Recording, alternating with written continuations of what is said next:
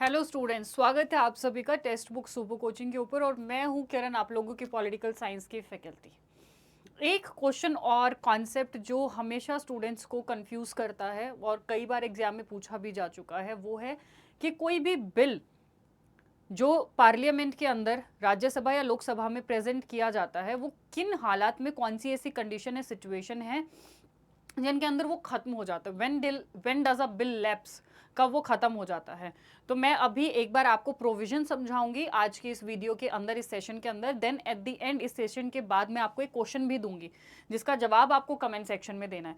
तो 5-10 मिनट का कॉन्सेप्ट रहेगा, तो एंड तक जुड़े रहिएगा। और कॉन्सेप्ट जो है वो आज की वीडियो में कि कौन सा बिल जो है वो संसद में खत्म हो जाता है, किन सिचुएशन में, वो सारे कॉन्सेप्ट आपके क्लियर हो जाएंगे। तो बिल कब खत्म होता है? सबसे पहला, लोकसभा में लंबित bill, that means a bill that originates in the Lok Sabha and remains pending in the lower house itself is considered lapsed with the dissolution of the house। के मान लो लोकसभा में कोई बिल रखा गया और उस बिल को पारित किए जाने से पहले लोकसभा डिसॉल्व हो गई। जैसे लोकसभा को तो अपन डिसॉल्व कर सकते हैं ना, राष्ट्रपति। तो नो कॉन्फिडेंस मोशन से किसी भी रीजन से लोकसभा को डिसॉल्व कर दिया गया, तो वो बिल वहीं के वहीं रह जाएगा, बिकॉज वो वहीं से पारित नहीं हुआ, तो आगे किस तरीके से जाएगा।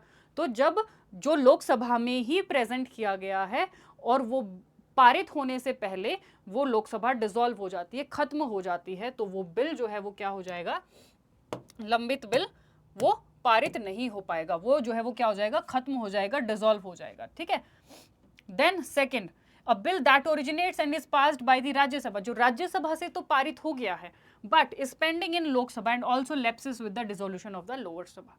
मान लो राज्यसभा में रखा गया, देन उसको लोकसभा में पारित होने भेजा गया, बट वो उसके पारित होने से पहले, before it gets passed from the Lok Sabha, the Lok Sabha gets dissolved, वो खत्म हो जाती है, सत्र जो है उसका भंग कर दिया जाता है। Then also bill will not be pass and it will be considered as lapsed bill, उसको खत्म माना जाएगा उस बिल को, क्योंकि उसका प्रोसीजर फिर नए तरीके से शुरू किया जाएगा। ठीक है। देन आता है next provision, bills that originates and passed in the Lok Sabha but are pending in the Rajya Sabha are also considered lapsed। मान लो लोकसभा में कोई बिल रखा गया, वहां से पारित भी हो गया, then it is sent to the Rajya Sabha और वहां से पारित नहीं हुआ, it doesn't get passed in the Rajya Sabha and before that Lok Sabha get dissolved. Reason being कि भैया जिस का कॉन्सेप्ट था, जिस लोकसभा ने उसको ओरिजिनेट किया था, वो लोकसभा ही नहीं बची, तो उस बिल का एग्जिस्टेंस भी नहीं बचेगा।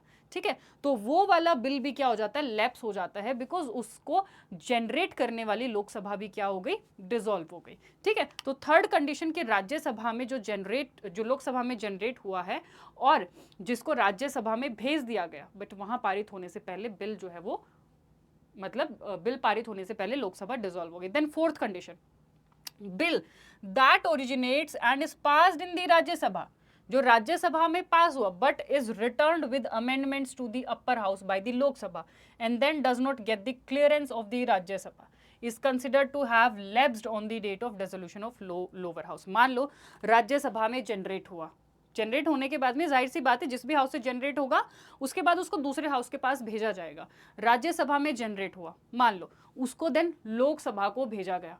अब लोकसभा में लगा कि इसमें कुछ संशोधन करने की जरूरत है, कुछ अमेंडमेंट्स करने की जरूरत है, उन अमेंडमेंट्स के साथ उसको राज्यसभा को भेज दिया गया, बट राज्यसभा ने उन अमेंडमेंट्स को एक्सेप्ट नहीं किया। देखो, बिफोर वो एक्सेप्ट कर लेती है तो अलग बात है, बट उसने एक्सेप्ट नहीं किया। क्या लिखा गया है? Does not get the clearance of the Rajya Sabha, उन संशोधन जो दिए गए उसको राज्यसभा ने पारित नहीं किया। तब तो यही माना जाएगा ना भैया कि लोकसभा का जो, मतलब वहां से उस हाउस से वो बिल पारित नहीं हुआ, अगर संशोधन एक्सेप्ट कर लिया जाता तब तो उसको पारित माना जाता। बट लोकसभा ने जो अमेंडमेंट दिए, जो संशोधन सजेस्ट किए, उसके द्वारा उन संशोधन के साथ में वो बिल राज्यसभा में पारित नहीं हुआ तब, और उससे पहले लोकसभा भंग हो गई, उससे पहले द लोकसभा गेट्स डिसॉल्व्ड, तभी भी वो बिल भी जो क्या माना जाएगा? खत्म, उसका प्रोसीजर भी नए सिरे से शुरू किया जाएगा। Then the fifth condition, sorry not, when does a bill not lapse, और कौन सा बिल खारिज नहीं होगा, कौन सा बिल खत्म नहीं होता, कौन सा बिल कंटिन्यू रहेगा लोकसभा डिसॉल्व होने के बाद भी? पहला, अ bill that is pending in the Rajya Sabha but is not passed by the Lok Sabha, जो राज्यसभा में अभी बचा हुआ है, राज्यसभा में पारित नहीं हुआ है, but is not passed by the Lok Sabha, यानी कि वो राज्यसभा में ही रखा गया है, राज्यसभा में ही जनरेट हुआ है, बट अभी तक वो राज्यसभा से ही पारित नहीं हुआ है और उसी से पहले लोकसभा हो जाती है। अब देखो इसके पीछे का लॉजिक क्या है कि भैया अभी तक हमने ही इसको पास नहीं किया है, हम आगे हमने दूसरे हाउस के पास भेजा ही नहीं, तो हमें क्या मतलब है, आप भंग हो जाओ, आप कंटिन्यू रखो ना, आपने अभी तक उसको देखा है ना, आपने उस पर संशोधन दिया है ना, आपका कोई अभी तक लेना देना है। हम तो अभी इसको पहले हम तो पारित कर ले, जब हम राज्यसभा में उसको पारित कर लेंगे देन हम लोकसभा के पास भेजेंगे। ठीक है, तो जो बिल राज्यसभा में रखा गया है और वो पहले राज्यसभा से ही पारित नहीं हुआ, तो वो कंटिन्यू रहेगा, उसका प्रोसीजर राज्यसभा में कंटिन्यू रहेगा, बिकॉज वो फर्स्ट हाउस है उस बिल के लिए। Then bills that have cleared both the houses but are pending assent from the president, जो दोनों हाउसेस से लोकसभा राज्यसभा से पारित हो चुका है, तो वो दोनों हाउसेस से तो क्लियरेंस उसका माना जाएगा, but is pending with the president, क्योंकि अभी तो उस पर सिर्फ राष्ट्रपति जी के हस्ताक्षर होने बाकी हैं। ठीक है, तो it will be considered as cleared from both of the houses, तो वो बिल भी खत्म नहीं होगा बिकॉज सिर्फ राष्ट्रपति जी के साइन बचे हुए हैं उस पर, तो जैसे वो साइन कर देंगे वो बिल बन जाएगा। अब जैसे ही राष्ट्रपति जी के पास भेज दिया, उसके बाद चाहे भैया आग लगे, चाहे लैप्स हो जाए, चाहे कुछ भी हो जाए, वो बिल नहीं खत्म होगा, वो बिल तो रहेगा, क्योंकि आप तो पास करके निकल लिए। आप अपने आप ने भंग होना है कि कंटिन्यू रहना है, वो लोकसभा पे डिपेंड करता है। Clear? Then third, if the president has notified the holding of a joint sitting before the dissolution of the Lok Sabha, मान लो प्रेसिडेंट जी के पास गया हुआ है, या तो वो साइन कर दे सीधा सीधा तो वो कंटिन्यू रहेगा। ठीक है, और अगर लोकसभा डिसॉल्व होने से पहले प्रेसिडेंट ये बोल देते हैं कि भैया ज्वाइंट सिटिंग होनी चाहिए, ये बिल के ऊपर ज्वाइंट सिटिंग होनी चाहिए, ठीक है, तभी भी वो बिल भी क्या रहेगा, कंटिन्यू रहेगा। जिस बिल पे डिसॉल्व होने से पहले, लोकसभा भंग होने से पहले राष्ट्रपति जी ज्वाइंट सिटिंग का ऐलान कर दें, ठीक है, दो वो बिल भी क्या रहता है, कंटिन्यू रहता है। Fourth, a bill passed by both houses but returned by the president for reconsideration of राज्य सभा।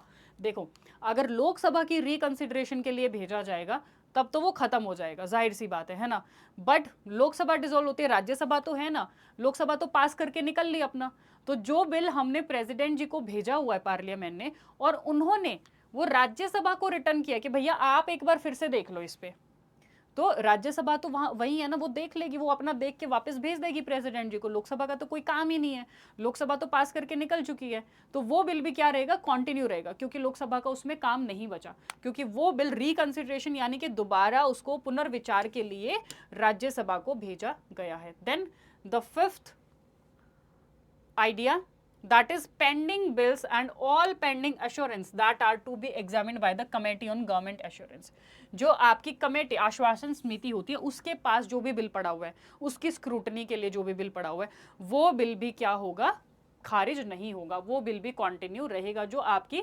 कमेटी ऑन गवर्नमेंट एश्योरेंस, ठीक है, के पास में पड़ा हुआ है, वो भी खारिज नहीं किया जाएगा। अब इस आधार पे ये है आपका होमवर्क क्वेश्चन। अभी इस वीडियो के नीचे मुझे ज़रूर बताइएगा, कंडीशन मैंने आपको सारी बता दी हैं, ठीक है। Impact of dissolution of bills, विघटन, जो विधेयक का विघटन होता है उसके मैंने 3 स्टेटमेंट दिए हैं, तो जो भी मैंने आपको अभी कंडीशंस बताई उनके आधार पे इसको पढ़िए, समझिए और मुझे कमेंट सेक्शन में ज़रूर आंसर बताइए कि कौन सा बिल इसमें से इसका करेक्ट आंसर क्या आएगा, ठीक है। इसी तरीके के और आइडियाज़ को जानने के लिए यूट्यूब चैनल को ज्वाइन कर लीजिए। ये मेरी फ्री यूट्यूब क्लासेस की टाइमिंग है, 2 बजे ट्यूसडे, थर्सडे, सैटरडे को हम यूट्यूब पे मिलते हैं और 2 बजे वेडनेसडे, फ्राइडे को हम लोग ऐप के ऊपर मिलते हैं। चैनल को जिसने सब्सक्राइब नहीं किया है सब्सक्राइब कर लीजिए।